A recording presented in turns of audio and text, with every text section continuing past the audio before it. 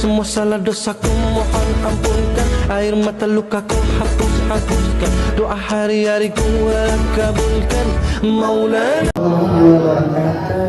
Bapak Ibu hadirin sekalian, mari kita bersolawat. Innallaha wa malaikatahu yusholluna 'alan nabi ya ayyuhalladzina amanu shollu 'alaihi wa sallimu taslima. Allahumma sholli wa sallim wa barik 'alaihi. Ya Nabi salam alaika, ya Rasul salam alaika, ya Habib salam alaika, sholawatullah alaika. Allah ya Nabi salam. Fahtafat minhul buduru mithlahus ni kemara'aina qatu ya wajah sururi. Allah ya Nabi salam alaika, ya Rasul salam alaika, ya Habib salam alaika. Salawatullah alaika. Samsul anta badrun anta nurul fawqanuri anta iksirun wawari anta misbahus suduri. Allah ya Nabi salam alaika, ya Rasul salam alaika, ya Habib salam alaika, sholawatullah alaika. Ya Habibi ya Muhammad ya ya mu'ayyad ya mumajjad ya imam kiblataini. Allah ya Nabi salam alaika, ya Rasul salam alaika, ya Habib salam alaika,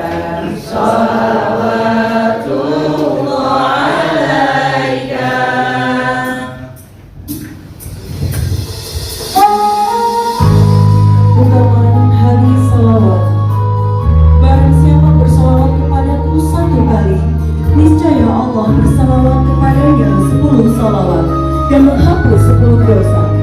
Manusia yang paling berhak bersamaku pada hari kiamat ialah yang paling banyak membaca salawat kepadaku. Hadis riwayat Tirmizi.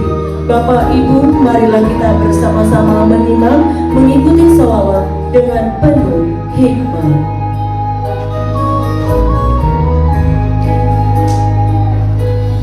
Sallallahu ala Muhammad, sallallahu alaihi wasallam, sallallahu ala Muhammad, sallallahu alaihi wasallam.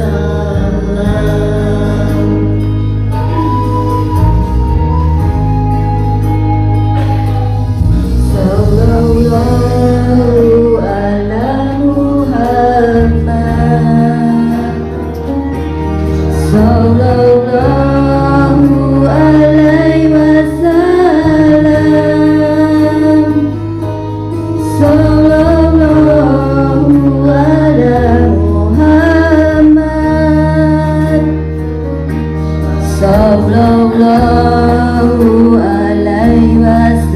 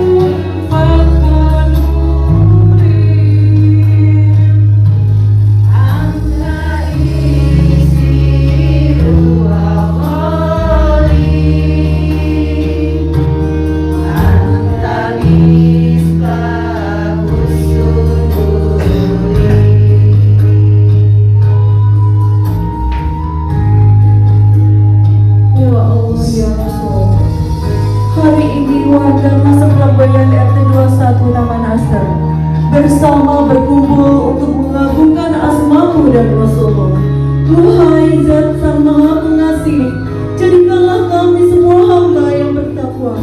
Satukanlah hati kami untuk saling menyayangi, mencintai, dan menghukum. Wahai Allah, kabulkanlah kami kelak, bukan hanya di dunia, namun sampai di jannah-Nya.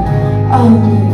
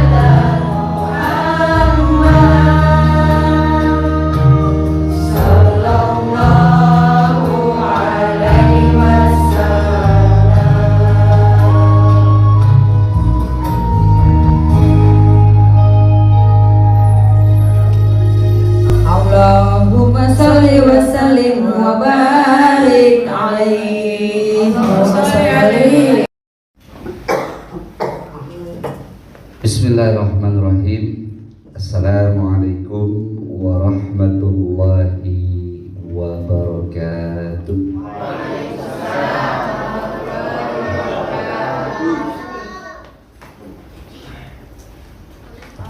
Yang sama-sama kita hormati Bapak Ketua RT 21 Bapak Sugianto, yang sama-sama kita hormati Bapak Ketua Lingkungan Klaster Pelamboyan Bapak Zulhair Yusuf, dan juga seluruh warga RT 21 Klaster Pelamboyan. Semoga semuanya sehat walafiat. Alhamdulillah, alhamdulillahi wa syukurillah alladzi an'amana bi ni'matil imani wal islam. Walhamdulillah alladzi ja'ala ramadana sahra siyam wa sahra al-qiyam wa sahra al-amal. Asyhadu an la ilaha illallah wahdahu la syarika lah, wa asyhadu anna sayyidana Muhammadan abduhu wa rasuluhu la nabiyya ba'dah.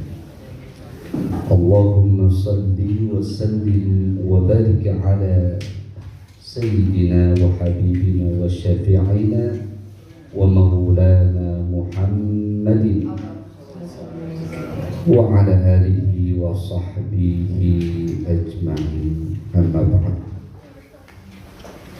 أعوذ بالله من الشيطان الرجيم يا أيها الذين آمنوا كتب عليكم الصيام كما كتب على الذين من قبلكم لعلكم تتقون.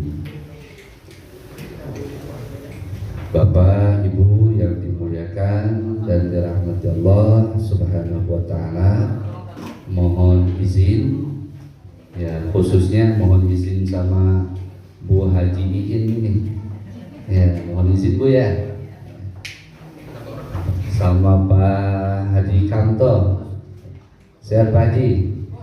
Alhamdulillah sehat nih, alhamdulillah jadi bisa bersilaturahim. Alhamdulillah wa syukurillah, kita panjatkan kepada Allah Subhanahu wa taala atas nikmat yang masih Allah berikan kepada kita yang tak terhingga. Mudah-mudahan kita pandai mensyukuri nikmat tersebut, dan tentunya nikmat itu dapat kita jadikan sebagai sarana untuk mendekatkan diri kita kepada Allah Subhanahu wa taala dengan memanfaatkan dan menggunakan seluruh nikmat yang Allah berikan dalam rangka taat dan juga beribadah kepada Allah Subhanahu wa taala. Salawat dan salam kita sampaikan kepada baginda Rasulullah sallallahu alaihi wasallam, dan mudah-mudahan kita semua telah mendapatkan syafaatul uzma fi yaumil qiyamah. Amin ya rabbal alamin. Pada kesempatan yang berbahagia ini saya mengucapkan terima kasih banyak kepada warga Klaster 21 Pelamboyan yang telah memperkenankan saya untuk dapat berbicara di tempat ini. Mohon maaf bukan untuk menggurui, tetapi tawasau bil haqqi wa tawasau bis sabri. Kita saling menasihati dalam kebaikan, kebenaran, dan dalam kesabaran. Mudah-mudahan dapat bermanfaat nantinya. Amin ya rabbal alamin. Bapak Ibu, kita sekarang sudah memasuki hari yang ke-10. Tidak terasa ya, sebentar lagi Pak Bu ya. Apanya yang sebentar lagi? THR ya. THR, kemudian rengginang. Tahu nggak rengginang? Tahu ya? Tahu dong, masa nggak tahu ya. Kue-kue lebaran sudah menanti ya.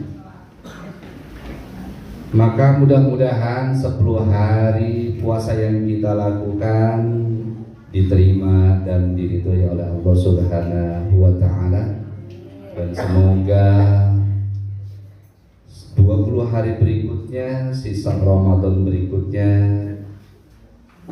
tidak mengendorkan niat kita dan tidak mengurangi semangat kita di dalam menjalankan ibadah puasa, dan tentunya menjalankan ibadah-ibadah lainnya, amalan-amalan lainnya sebagai pendukung ibadah puasa kita.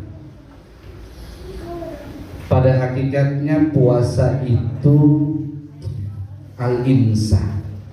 Al-imsak itu artinya nahan.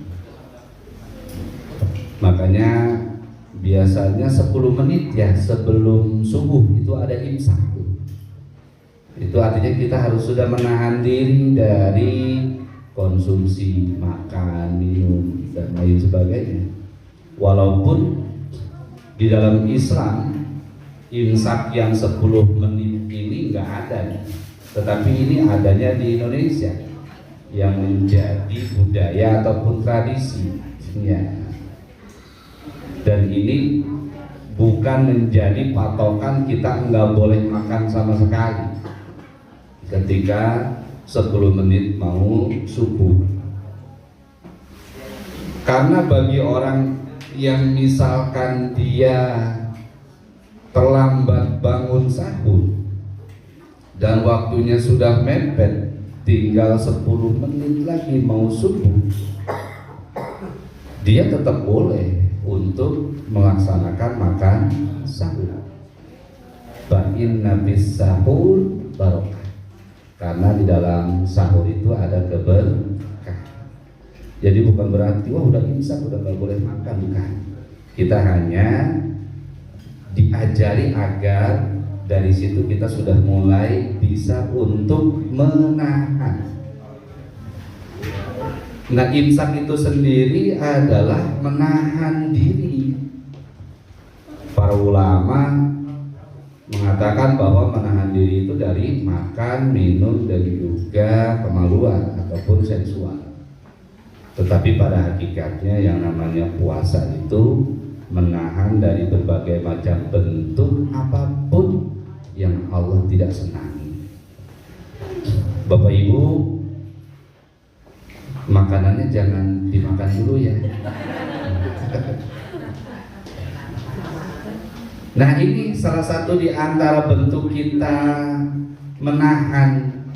Maka di dalam berpuasa kita diajarkan, paling tidak kita dua diajarkan. Apa yang diajarkan dalam puasa? Yang pertama adalah sabar, dan yang kedua adalah syukur.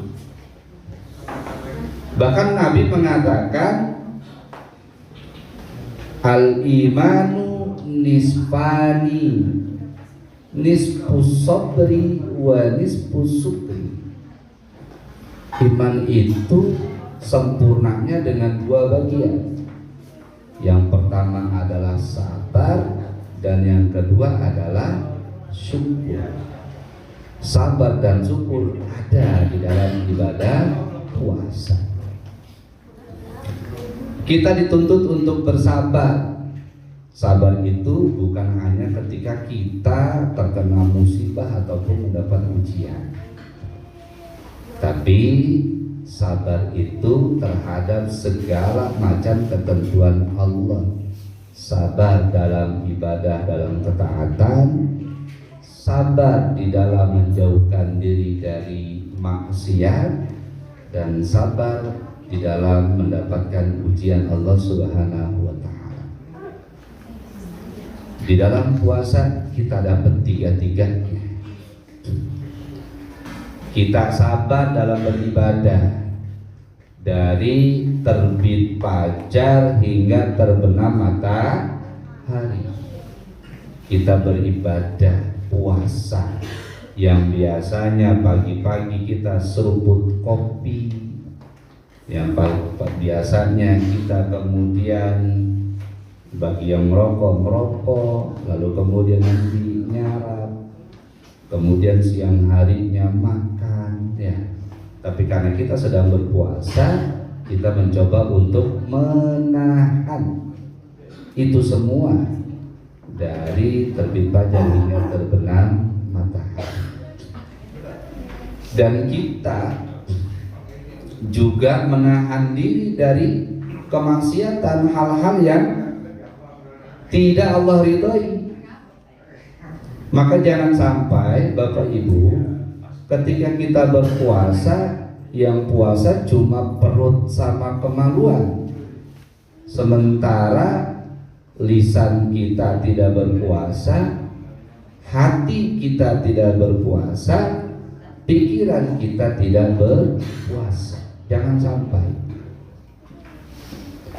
lisan tidak berpuasa ketika dia mengeluarkan kata-kata yang tidak baik, yang tidak bermanfaat, yang menyinggung dan menyakiti perasaan orang lain,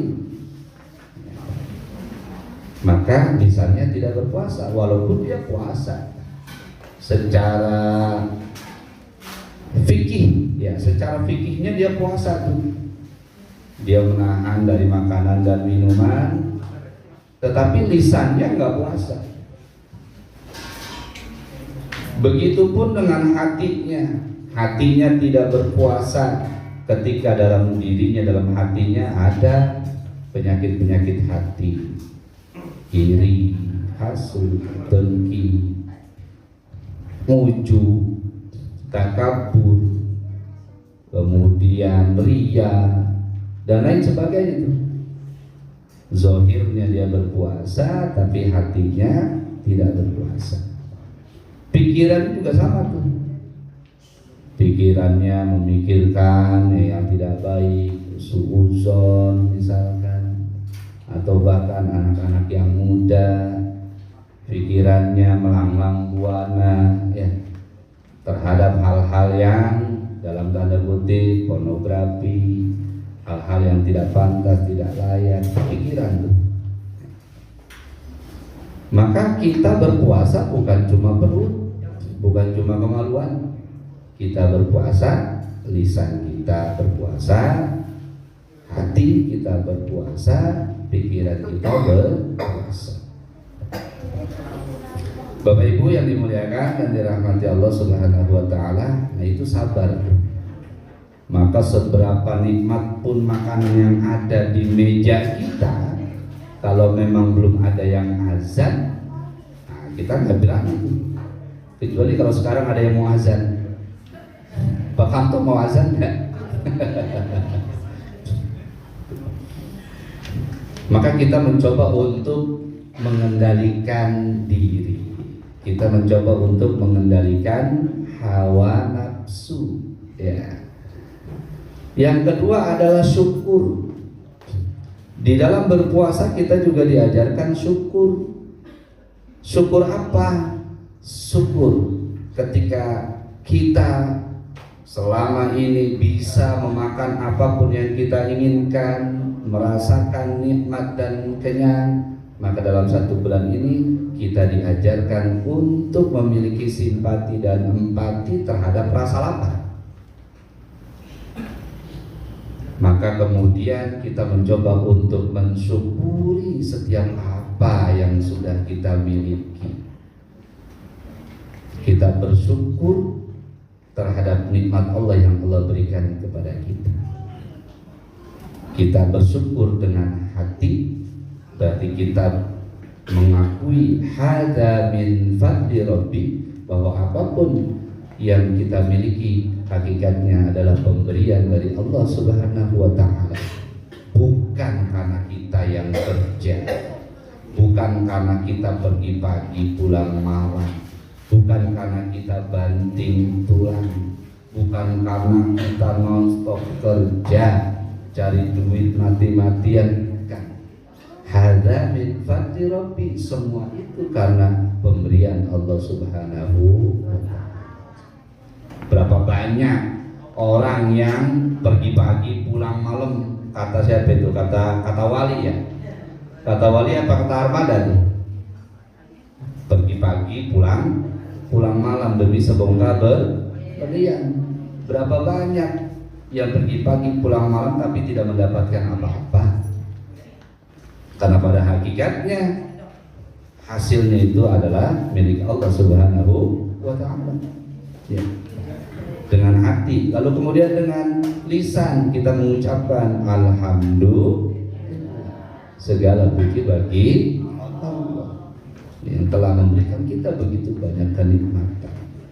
Dan yang ketiga, nah ini yang menjadi penting, yaitu dalam bentuk perbuatan.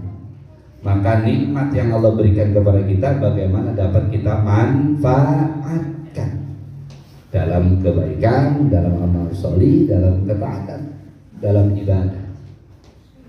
Maka alhamdulillah tadi sudah ada saling berbagi ya.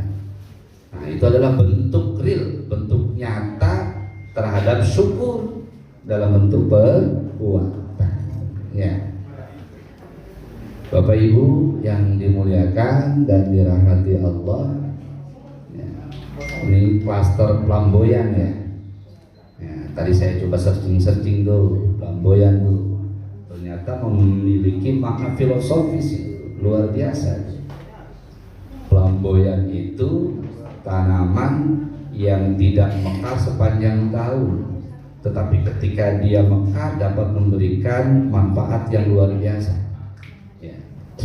Maka mudah-mudahan klaster flamboyan ini bisa terus memberikan dan menebarkan manfaat khususnya pada lingkungan sekitar. Khairun nas anfa'uhum, sebaik-baik manusia adalah yang bermanfaat. Ada yang menarik dari simbol flamboyan itu, maka nanti dia tidak mekar lama dan langsung gugur.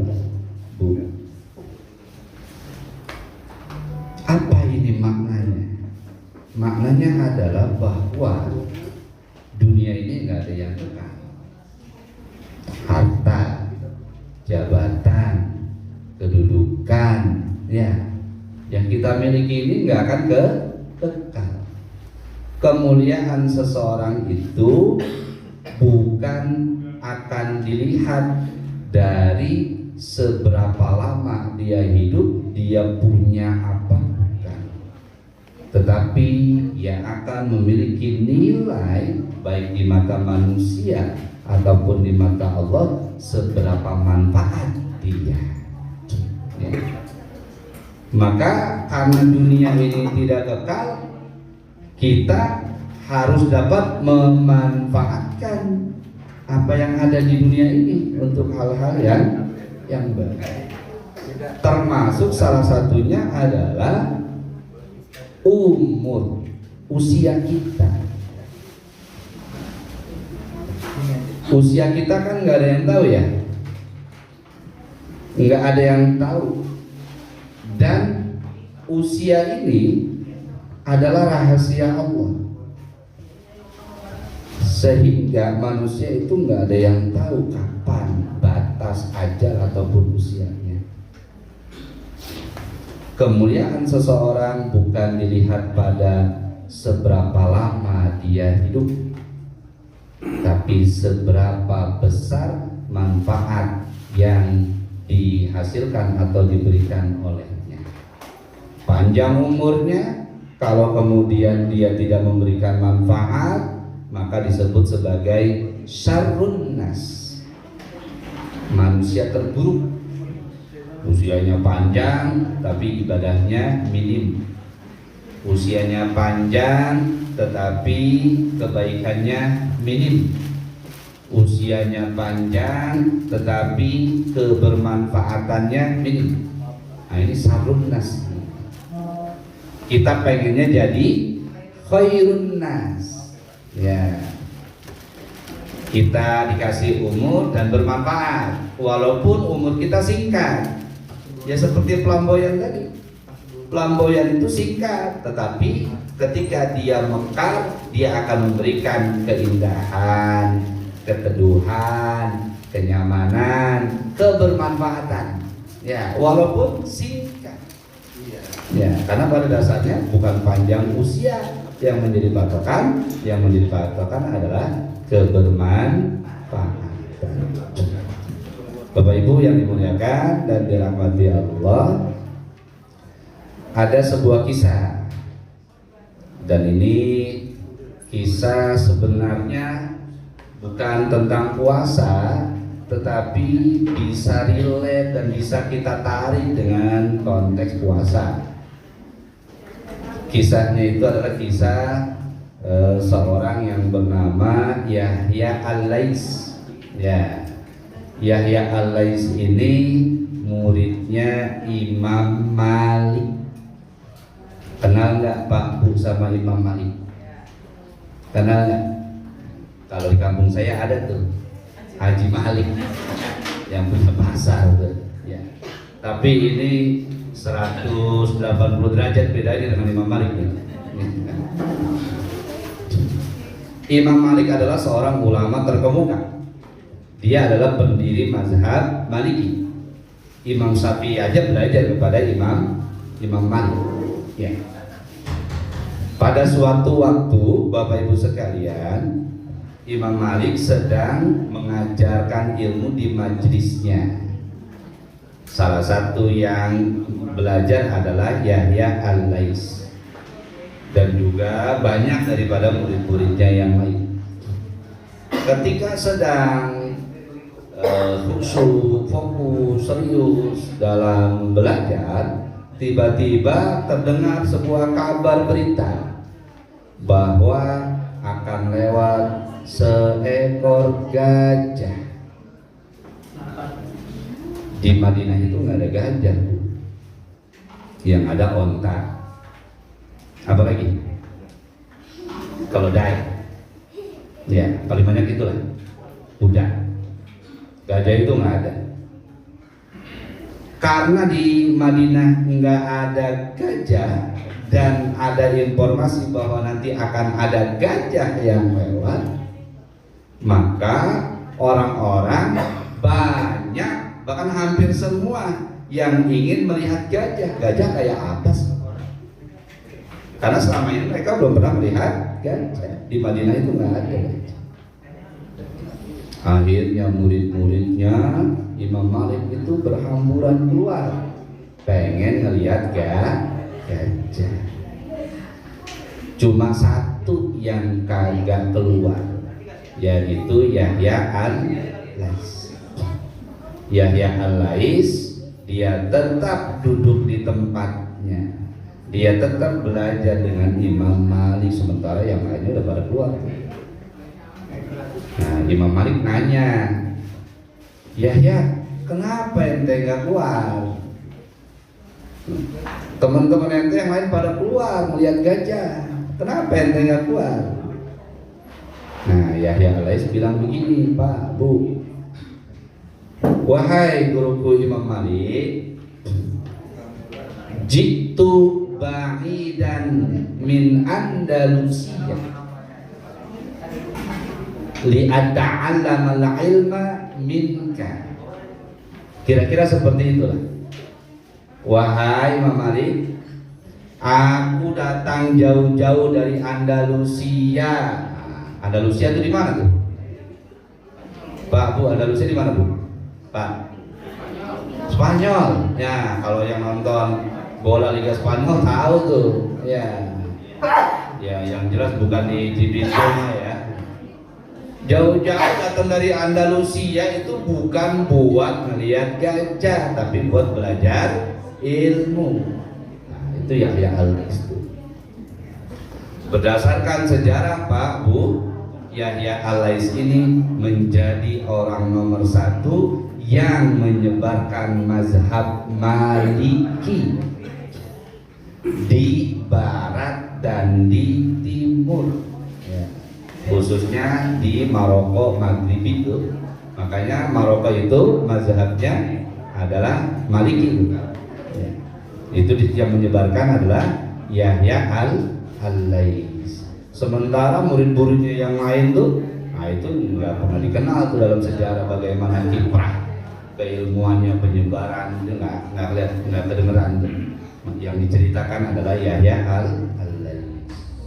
Nah, saya ingin menarik kepada konteks puasa, Pak, Bu. Kita berpuasa itu banyak sekali hal-hal yang dapat mengalihkan fokus perhatian kita. Ya. Zaman sekarang ini kecanggihan teknologi itu sudah merata, hampir semua lapisan masyarakat itu bisa untuk mengaksesnya. Bahkan anak-anak kecil sekarang ini sama HP udah paling pintar. Ya. Kita sendiri belum tentu bisa tuh. Apa itu yang biasa dimainin sama anak-anak itu? Game Roblox atau apa segala macam tuh. Ya, kita sendiri kita agak paham tuh apaan tuh. Ya. Nah, ketika kita berpuasa akan banyak hal yang dapat merusak fokus, menghilangkan dan mengalihkan perhatian kita. Kesibukan, hal-hal yang terkait dengan pekerjaan, lalu kemudian belum lagi tayangan-tayangan, tontonan-tontonan, ya. Ini adalah hal-hal yang bisa untuk merusak ataupun mengalihkan fokus puasa kita. Ketika puasa ini, tayangan itu dari jam berapa itu? Dari jam 1 itu udah mulai tuh. yang sahur itu udah mulai, yang kerjaannya cuma sekedar untuk menghibur. Ya, hampir 3 jaman tuh tayangnya tuh. Giliran kultum itu cuma 5 menit. Ya, seperti misalkan kultum Profesor Quraisy Shihab itu 5 menit menjelang subuh. Ya, sementara tayangan-tayangan hiburan tadi itu hampir 3 jam. Lalu kemudian ketika kita bermedia sosial, nah itu kan apa aja mampir tuh. Ya, apa aja lewat tuh. Maka tidak terasa terkadang kita main HP itu sampai berlama-lama. Ya. Nah, itulah gajah-gajah yang ada pada masa sekarang. Kalau dulu gajahnya real, kalau sekarang gajahnya dalam bentuk yang ya. Dalam menghadapi puasa saja kan manusia ini terbagi ke dalam, kalau saya melihatnya ada 4 orang nih, 4 kelompok manusia nih. Yang pertama adalah orang yang acuh tak acuh, masa bodoh, mau Ramadan, mau apa, bodoh amat. Dia pagi-pagi ngopi-ngopi aja, dia merokok aja tuh, dia makan siang aja, yang tidak akan terpengaruh dengan Ramadan. Ya, makanya ini adalah orang-orang yang tidak peduli dengan Ramadan. Kemudian yang kedua adalah orang yang merasa terbebani dengan Ramadan. Puasa bakalan lapar lagi nih. Apalagi kalau misalkan yang kerja, jadi lemes nih. Beban tuh. Ya. Belum lagi beban finansial misalkan. Kalau yang punya kampung di mana-mana, pulang kampung itu berapa yang harus disiapkan, nyewa mobilnya ataupun berapa biaya bensinnya dan lain sebagainya, menjadi beban ekonomi. Ini ada tuh orang-orang yang seperti ini. Dan yang ketiga ada orang yang senang sama Ramadan, tapi senangnya bukan karena Ramadannya, Pak. Senangnya karena ya THR, ya liburan, ya jalan-jalan, ya pulang kampung, ya makan makanan enak dan lain sebagainya. Ya, karena ada makanan-makanan yang nggak ada pada masa selain Ramadan. Yang ada pada bulan Ramadan, iklan marjan aja cuma pas Ramadan doang. Ya. Kemudian ada namanya biji salak ya. Nah, kalau biji salak itu kalau bukan bulan Ramadan keras itu. Iya, kalau bulan Ramadan jadi empuk gitu. Ya, khusus di bulan Ramadan. Ya. Nah, kemudian yang keempat adalah orang yang senang dengan Ramadan karena memang Ramadan ini menjanjikan kabar gembira, rahmat, maghfirah, pembebasan dari api neraka, lalu kemudian dibukakannya pintu surga selebar-lebarnya, ditutupi neraka serapat-rapatnya, dibelenggunya setan, dilipat gandakannya pahala, memberi makan orang yang berbuka sama seperti berpuasa, dan banyak lagi kabar gembira dan janji-janji dari bulan Ramadan. Makanya kemudian apakah kita termasuk orang yang senang dengan Ramadan karena Ramadannya atau senang dengan Ramadan karena selain Ramadannya? Dan apakah kita sudah menjalankan ibadah puasa ini memang betul-betul dengan iman dan ihtisaban, ataukah karena kita hanya sebatas ritual setiap tahunnya? Maka kalau kita menjalankan ibadah puasa karena imanan wahtisaban, semata-mata karena iman lillahi ta'ala, karena inna sholati wa nusuki wa mahyaya wa mamati lillahi rabbil alamin, dan kemudian kita betul-betul hanya mengharap Allah, ridha Allah, maka nanti kita akan mendapat hadiah ataupun bonus terbesar, yaitu apa? Pengampunan dosa. Kalau kita sudah diampuni dosanya, maka kita kayaumin waladathu ummuhu, sama seperti bayi yang baru dilahirkan. Tapi kalau kita berpuasanya hanya sebatas ritual tahunan, ya yang dulu begitu, sekarang begitu, nanti juga begitu, maka kita rasa-rasanya perlu bertanya kepada diri kita sendiri, apakah Ramadan bisa memberikan manfaat kepada kita ataukah kita menyia-nyiakan Ramadan. Maka Bapak dan Ibu sekalian, i'mal lidunyaka ka'annaka ta'ishu abada wa'mal li akhiratika ka'annaka tamutu ghada. Maka di dalam beribadah kita jadikan ibadah yang sungguh-sungguh, seakan-akan ini adalah ibadah terakhir kita. Sehingga ketika kita menyadari bahwa ini adalah ibadah terakhir kita, maka kita akan serius, akan sungguh-sungguh dalam beribadah. Ibadah itu sebenarnya tidak hanya puasa, tidak hanya sholat, tidak hanya zakat, haji, umroh, tapi ibadah yang memang Allah ridhoi. Perbuatan apapun yang Allah ridhoi itu adalah ibadah. Suami istri itu ibadahnya akan banyak itu.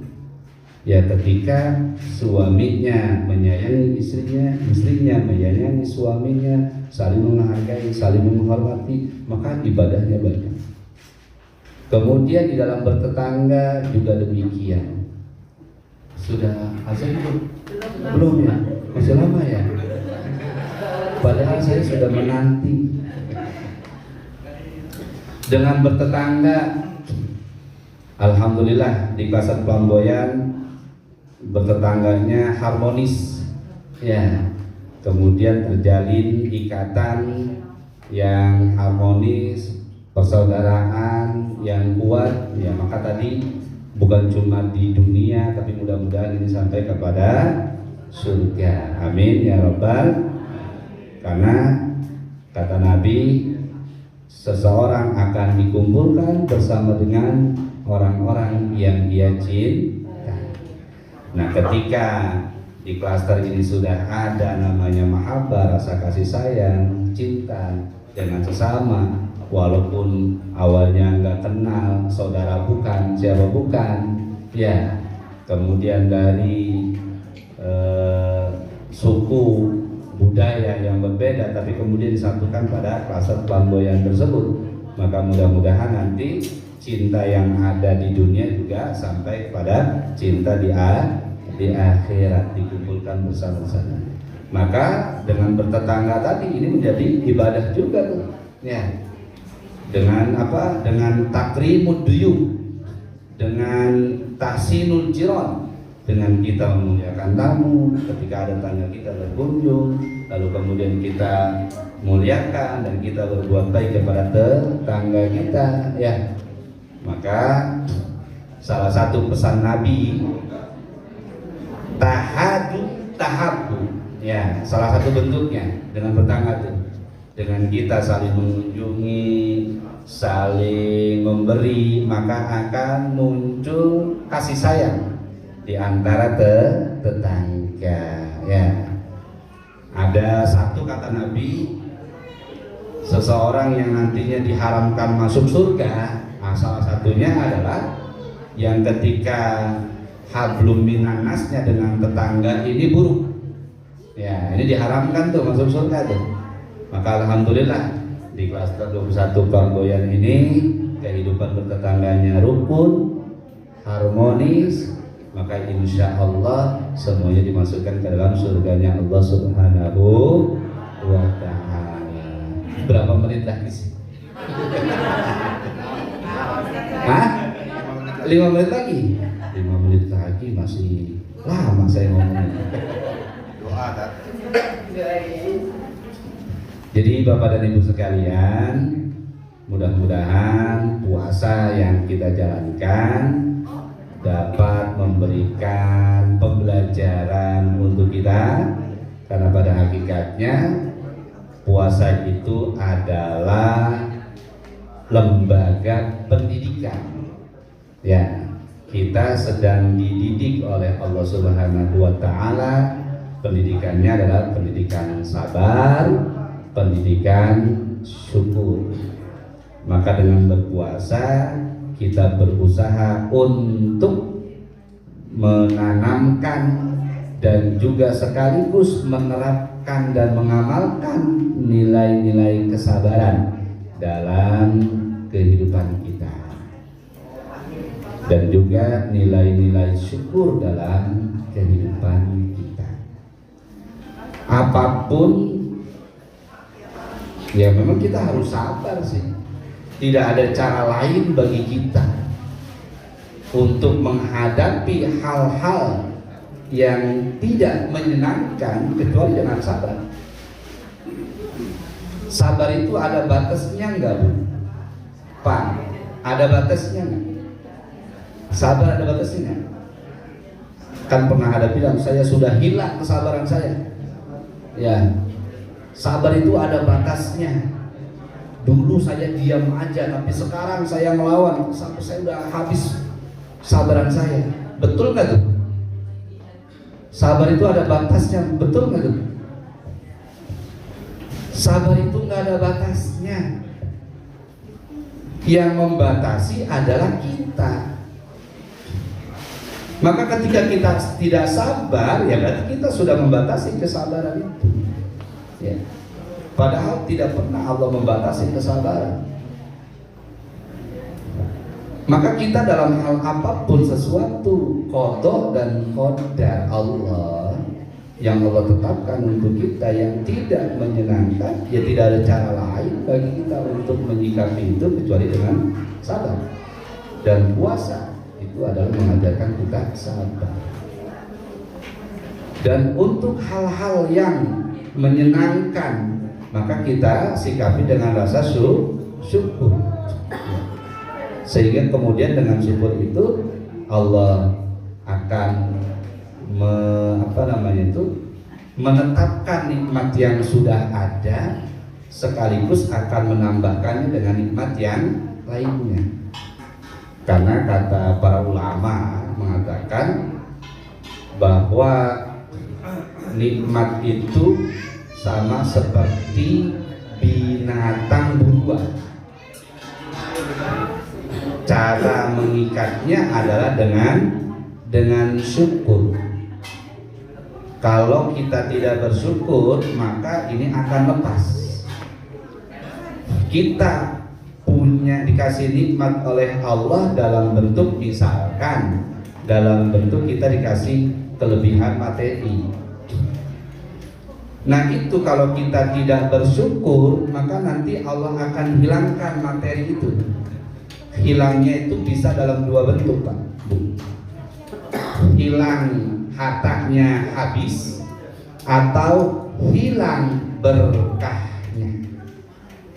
Hartanya ada, tapi manfaat dan berkah dari hartanya itu yang dihilangkan oleh Allah Subhanahu wa Ta'ala.